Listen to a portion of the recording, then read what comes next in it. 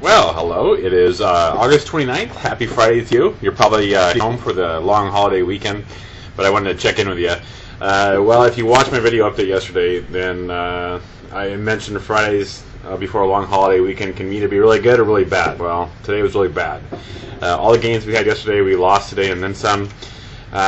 Mainly the reason we just had some tough economic reports come out today. The PCE, personal consumption expenditures, that's the main financial report the Feds use to determine inflationary pressures and where they should go with short-term interest rates and how the Fed adjusts. And PCE came in really hot. It came in at 4.5 for the month, which is huge. It's a huge number.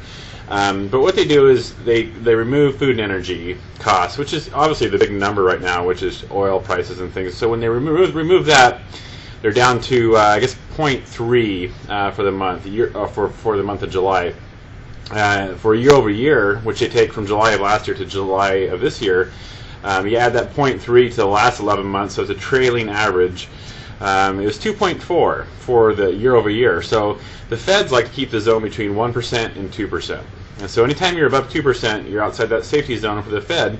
And at 2.4, it's the highest number since February of 2000. So not a huge history, not a huge number, but it is definitely outside the comfort zone. So the Fed like it. It means we're having inflationary pressures. But if you look at Europe, I mean, they're in 4 and 5% inflation right now. So not a huge issue, but it was bad information for the stock market. The other problem is not only did we have the PCE come in bad, but we also had personal income down 0.7 for the month of July from 0.2. The expectation is 0.2.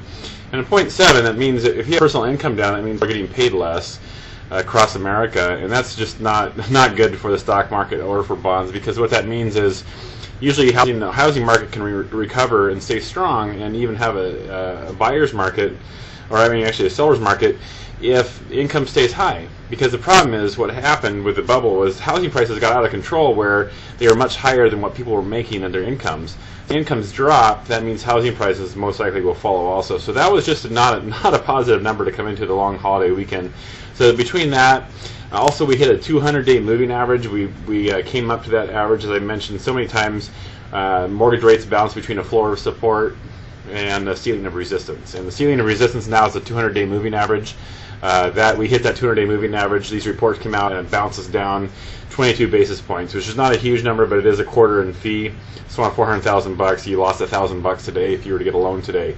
Also, the Dow closed 171 down, so the 200-point gain yesterday almost was totally negated today with 171 down. So not good. Not a surprise though. Holiday weekends are usually a surprise. The market closed at 11 p.m. or 11 a.m. Pacific time today, or 2 o'clock on the East Coast. So it was a slow, short trading day.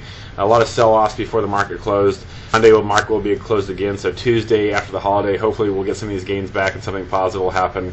Interesting announcement today on the Democrat or the Republican side with the new announcement of the VP candidate. So a lot of interesting thoughts going on back and forth with that, with blogs and things, and how that's going to affect the market. So interesting times, but that's the update for today. I wish you an awesome Labor Day weekend, and I'll get back to you on Tuesday.